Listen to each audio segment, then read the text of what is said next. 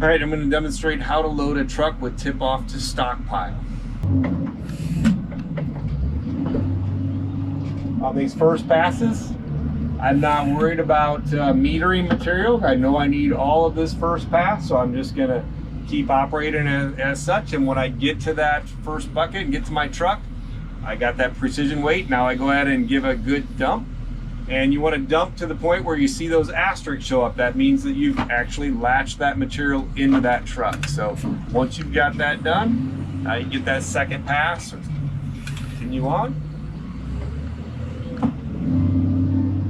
So you can see I've got one pass for 7.5 tons. I'm going to go ahead and say that all I need, this is going to be a partial pass.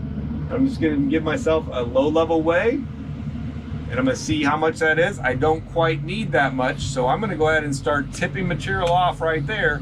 You want to make sure that that bucket doesn't rest on that pile as you're starting to dump. And as you do, meter that material. When you get close to your target, that's where you're going to want to start racking back. So I want close to 14 tons. Tip just a little bit more off there. That's where I'm looking for. And as I'm at that point, I can basically back out of my pile and start carrying over just what I need to that truck. And as I do, you can see I've got that green box precision weight, and I can go ahead and dump it on my truck.